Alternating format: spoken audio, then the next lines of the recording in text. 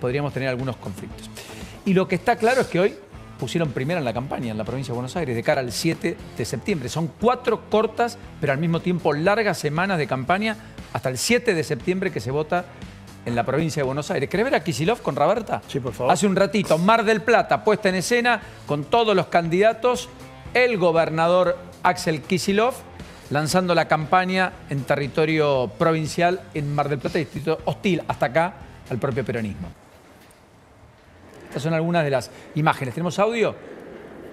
Un chiquito con discapacidad, contar como el funcionario del área le había dicho que no era su problema. No era su problema. Y no era un problema del Estado que ellos tuvieran un hijo o una hija con discapacidad. Y decía, ¿por qué yo tengo que...? Este es un fragmento, podríamos poner distintos otros, mandé algunos más, lo vamos a tener un ratito. Pero esto ha pasado este mediodía en la Mar del Plata, que tiene un clima con, ustedes ven, de cielo despejado. Muy lindo. Muy lindo, muy frío por la mañana, mucho más agradable por la tarde. Estaba Raberta, estaban los distintos dirigentes de la quinta sección electoral, donde el peronismo corre claramente de atrás la elección. Allí es justamente Montenegro, el intendente actual, el primer candidato a senador provincial por la Libertad Avanza, en el acuerdo con el PRO. En Mar del Plata, además, el peronismo está partido en 3, porque está la lista oficial, está la lista de Pulti y está la lista de Manino Iriart, que era uno muy cercano efectivamente a Daniel Scioli. Está una lista corta de Nuevos Aires, que es una expresión del radicalismo que tiene anclaje territorial en buena parte del interior de la provincia de Buenos Aires, primero y fundamentalmente, pero también en la tercera sección electoral. Candidato ahí es D'Alessandro, sí. Mauricio D'Alessandro. Y efectivamente allí en Mar del Plata es la lista del radicalismo oficial, la de Maximiliano Abad, donde está por Darisco, actual senador provincial, como número 2, y la Vasca de Coitía, colega nuestro de Canal 8 como primer candidata a concejal. Mientras tanto, la Libertad Avanza hizo su primer spot. ¿Quieren verlo? Es este. Una tierra rica que podría haber sido un paraíso, pero que la convirtieron en un infierno. La provincia con más homicidios, más robos, más miedo. Y no importa en qué parte de la provincia vivas, año tras año, todo está peor. Esto tiene un solo y único culpable, el kirchnerismo. Un aparato que hace décadas está saqueando la provincia, que concibe la política como negocio personal, robando para hacerse ricos, que solo mira a los bonaerenses trabajadores como presas para ser exprimidos a impuestos, que despilfarra la plata de todos y la reparte entre sus amigos. Ya fracasaron y nos hundieron en la miseria, y tras perder la presidencia contra Milei, se replegaron en el Estado provincial como aguantadero político.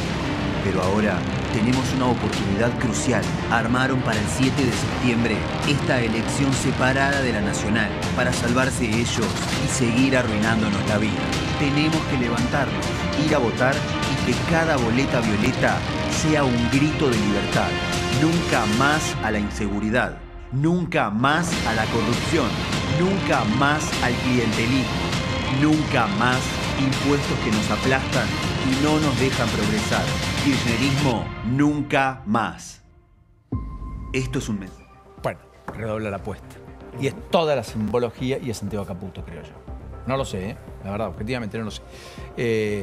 Pero acá hay una narrativa con una cuestión épica de ir a batallar al distrito más hostil, más adverso, donde el peronismo tiene, se supone, sus mayores fortalezas. Yo creo que está en clara desventaja, al menos en algunos distritos. La quinta sección electoral, sin ir más lejos, Tandil, Mar del Plata, son hostiles al peronismo de hace ya muchísimos años. No, de hecho. Obviamente le mide muy bien, por lo menos en lo que marcan algunos encuestadores, en la tercera, pero estaría abajo en la primera. Y en función de lo que vos traías, que me parece muy ilustrativo, también hay una distinta potencialidad en cada uno de los discursos, la pérdida de derechos versus lo que tiene que ver con la inseguridad, ¿no? Claro, correcto. Y a todo esto, a propósito del Nunca Más, hubo un planteo de Plumato, ¿no? El titular Exactamente. Los judiciales, que dijo hay un límite para la utilización del Nunca Más. Sí, no sé si tenemos el comunicado para mostrar, si no yo te leo lo básico, ¿no? Porque es un comunicado bastante largo, dice... Lo central. Fuimos sorprendidos por una bajeza tremenda que ofende nuestra historia. Dice que una fuerza política utilice un símbolo de nuestro pueblo que marcó el cierre de una etapa más oscura de nuestra historia resulta absolutamente reprochable y repudiable. Y después, bueno, sigue hablando, ¿no? Lo que le restó decir a Pío Mato es que había habido ya una utilización política de toda esa simbología por parte del kirchnerismo, del cual es parte. Ahora, los que cuestionamos aquello, tenemos derecho a marcar esto. Siempre hay derecho para hacerlo en cualquiera de los casos. Pero quiero decir, hay un punto de partida que tiene que ver con el equilibrio que nos permite observar que lo que estaba mal antes también lo es hoy, porque el hecho es el mismo. Después vendrá la narrativa. La narrativa es, me hace menos ruido, nunca más a la corrupción, nunca más al clientelismo, nunca más a... Pero con el nunca más como símbolo, cerrarlo, es como la idea de cancelar al otro. Cancelar al otro en democracia. Yo recuerdo en la frase en la Fundación Libertad, alguien dijo, costaba la palabra liberal, había que decir soy liberal, porque inmediatamente eras cancelado a comienzos de este siglo, en otros tiempos. Bueno, había muchos que estábamos allí para dar voz, porque la cancelación es lo peor que le puede pasar justamente a una democracia. Bueno, ya está con nosotros Lucas Raffo. Lucas, gracias por esta diferencia. Un placer, gracias por la invitación. Te meto de lleno en todo esto, digamos. Primero, ¿es una elección bisagra, la del 7? Sí, es una elección bisagra. Continuamos con la importancia simbólica de estas elecciones, ¿no? Digo, recordemos que si vamos a los hechos, la provincia de Buenos Aires elige legisladores provinciales, es una elección de menos peso en relación a los nombres más carteludos, digo, y los cargos más carteludos. Ahora, simbólicamente tiene mucha importancia. ¿Por qué? Bueno, hay un peronismo, hay un kirchnerismo que separa la elección provincial con mucho debate interno para tratar de despegar de lo que entendemos es un clima nacional que se impone, que a la capital le ha costado caro. Digo, a Jorge Macri la nacionalización de la elección le costó. Yo creo que no se va a poder evitar un clima nacional en esta elección, en primer lugar por la cercanía de la fecha. Digo, el 17 de agosto ya se cierran las alianzas nacionales, la campaña nacional comienza a correr y creo que acá hay una apuesta muy fuerte de parte del gobierno de, bueno, al igual que hizo en Capital, al igual que no hizo en otras provincias, bueno, jugar fuerte con la provincia de Buenos Aires. Entendiendo que la viabilidad política de este proyecto de gobierno se juega en este tipo de comicios. Donde se va a expresar en más del 35% de la población. Sí, o sea, más de 1 de cada 3 argentinos va a votar en esta elección. Y con una importancia simbólica muy grande, porque digo, hay muchos actores, no solamente los políticos, que están mirando qué pasa en la provincia de Buenos Aires. Es cierto. Vos hiciste un relevamiento sobre los niveles de insulto del presidente. El presidente vuelve a la cadena nacional. Veremos con qué presidente nos encontramos. Yo tiendo a pensar que es el presidente más institucional, que vamos a ver hoy. Pero el uso de los insultos en la conversación digital fue un eje de tu conversación, de tu análisis. ¿Qué nos está mostrando esto que estamos viendo ahí? Traducilo vos. Sí, básicamente nosotros lo que hicimos en ADOC con todo el equipo es comenzar en enero de 2023, antes de la campaña, hasta junio de este año. Agarramos un conjunto de palabras, insultos y otras que no lo son, pero que se utilizan como tal, y vimos qué había dentro, básicamente, en la conversación política. Y lo que vemos es, efectivamente, esto que ves acá, que es, bueno, a medida que pasa el tiempo, aumenta el uso de este tipo de palabras. Obviamente hay muchas que quedaron afuera, ¿no?, de este relevamiento.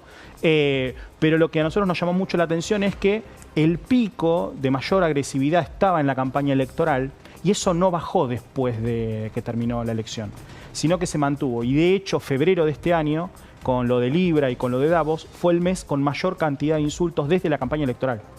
Mirá vos qué dato. Y eso que vemos ahí, ¿no? Digo, ese pico de febrero que ustedes ven ahí es, bueno, toda esa conversación y ese uso de insultos. Y lo que vemos es que es cierto que hay un presidente que lo motoriza, digo, cuando vamos a los actores que insultan, correcto, es el que más lo hace, pero también empezamos a ver que hay un corrimiento de la mayoría del arco político hacia este tipo de expresiones. Como si estuviera de moda, como si debieras gritar para hacerte notar, como si debieras de ser soez para tener éxito, ¿no? Hablamos de una estética comunicacional que va para ese lado. Que tal vez marca la degradación de cierta conversación pública al final del camino, más que cualquier otra cosa.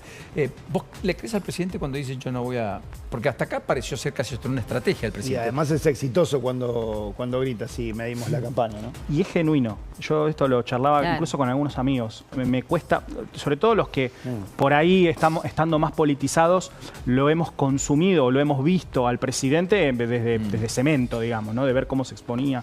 Y es algo que ha hecho siempre, incluso cuando no estaba de moda, incluso cuando se lo reprimía por eso, incluso hasta en las radios más marginales que te puedas imaginar, el tipo tenía el mismo estilo. Entonces, esta es una gran prueba, porque en realidad lo que va a tratar de hacer es, bueno, un poco salirse del personaje que ha logrado construir. yo no lo sé. Digo, Sí, veremos qué eso- acontece. Acá pero... una estrategia, primero de vituperar a la política en 2023, él contra toda la política, lo cual implicaba que lo que diga la política estaba debilitada, degradada, disminuida por el hecho de que eran parte del problema. Ahora fue contra los periodistas, contra nosotros, porque en algún momento, hubo unos periodistas, por supuesto, los que tenemos algunos matices, algunas críticas, mayores, peores, no los que linealmente dicen A, B, C, D, No, eso lo todo el vemos. tiempo. Lo que quiero decir es, y en ese contexto el presidente entendió que era una manera de invalidar a alguien, invalidaba lo que ese alguien decía. No, y cómo ¿Se se entiende? posiciona él, digo. Él Creo que fue una claramente- estrategia de la Casa Rosada buscando quitar esos matices. Fue en medio del debate sobre el hijo en la Corte por decreto, en medio de cuestiones muy urticantes, la causa libra, las explicaciones no dadas y todo lo que hemos venido marcando. Bueno, tal vez ahora en tiempo electoral aparezca un Milei diferente a la búsqueda y el encuentro de mantener esa alianza a la cual fueron muchos sectores que lo abrazaron para sacar al peronismo del poder. Sí, y esto que marcás es importante porque el presidente, en primer lugar, elige estratégicamente los adversarios a los cuales insulta, de eso no hay ningún tipo de dudas. Hay una estrategia también que tiene como base, como objetivo el control de la agenda. También es cierto que es una estrategia que ha ido perdiendo cierto éxito en términos de que se fue haciendo cada vez más repetida la estética del insulto. Claro, y uno pierde cuando analiza sorpresa, digamos. y cuando uno ve la Claro. conversación de Milei solamente en este año, empieza a ver que en los últimos 3-4 meses ha caído el nivel de conversación. Digo, las cantidades de menciones hacia él en el ecosistema digital. Y también es cierto que es un momento donde el gobierno está en apuros políticos. Digo, lo acabamos de ver en la Cámara de Diputados esta semana, lo vimos en el Senado hace algunos días. Es cierto, digo, son cosas de las cuales la mayoría de la ciudadanía no está mirando a veces, pero también es cierto que hay un momento en donde parece que se agota el recurso, sobre todo porque de vuelta nos enfrentamos a una elección, no esta, sino la de octubre, donde el gobierno, aunque le vaya excelentemente bien, no va a alcanzar una mayoría parlamentaria. De hecho, probablemente tiene que hacer una muy buena elección para tener un tercio propio, es decir, que los vetos sobrevivan, nada más. Ahora, sobre eso se tiene que parar los próximos 2 años. Digo, donde hay un plan económico que tiene que correr, digo, ¿qué pasa con eso? Digo, y ahí es donde el insulto para mí se queda corto, digo, como estrategia. Sí, en cualquiera de los casos va a ser apasionante dilucidarlo. Como siempre, Lucas, un enorme placer. Un placer, gracias. Verdadero gusto. Bueno, nos quedamos con algunos temas pendientes. Lo de Vanina está confirmado, ¿no? De Biasi. Sí, Vanina Biasi está ya casi rumbo a juicio oral, te diría, porque la Cámara Federal confirmó su procesamiento por el delito de incitación a la discriminación. Esto es por sus dichos a través de redes sociales antisemitas, ¿no? Los dichos que había hecho. Había sido procesada por el juez Rafecas en abril de este año y embargada en 10 millones de pesos. Ese embargo también se ratificó en este fallo de la Cámara Federal. Muy bien. ¿Vos crees que vuelven a convivir Carrió y Horacio Rodríguez Larreta? Y es muy posible, han vuelto a cerrar filas, ya habían tenido conversaciones en la campaña porteña y ahora será Larreta quien apoye a los candidatos de Carrió en octubre. Figura Ocaña, figura muy cercana también a Larreta, probablemente haya de alguna manera funcionado como puente, la candidata para el Senado, y Hernán Reyes, el candidato para encabezar la lista de diputados. Bueno, veremos cómo termina resultando todo, ¿no? Pero que parecería ser una elección concentrada y al mismo tiempo algunos intentan, ¿no es cierto?, abrirla, ponerla en el medio. La avenida del medio, hay que ver cómo termina construyéndose con los gobernadores, tratando Apelaron también, ¿no?, al grito federal. Después, obviamente, son mucho más centristas que les cuesta. Claro, les cuesta. el grito federal, exactamente. Bueno, lo de Nacho Torres creo que es la definición política del día, cuando dijo...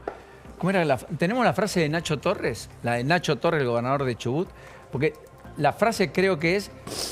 No sé cómo pueden hacer un acuerdo electoral si se detestan. Hablando de Javier Milei y Macri. Claro, Jorge Macri. Jorge Macri, Javier Milei. La frase de Nacho Torres es, a mi gusto, una de las frases y de las definiciones políticas más fuertes, sin atenuantes, de las últimas horas. Y es muy fuerte, realmente impactante. De los del PRO, de los que va por fuera, porque los otros Claro. dos terminaron arreglando. Bueno, Orrego termina siendo otro de los que va por afuera, ¿o no? ¿O hay acuerdo con la Libertad Avanza a nivel nacional? No, San Juan. estaba pensando, por supuesto, en Jorge Macri y en Frigerio. Y en Frigerio, claro, correcto. Hay que ver qué pasa con Orrego. El lunes va Patricia Bullrich a hablar sobre el tema de la ley Barras, etcétera, a San Juan. La primera vez que Patricia Bullrich va a la provincia de San Juan. Tal vez hay algún acercamiento allí, no lo sabemos. Yo pensé que con una puerta común estaba bien hasta que me mostraron lo fácil que es abrirla, por eso puse una puerta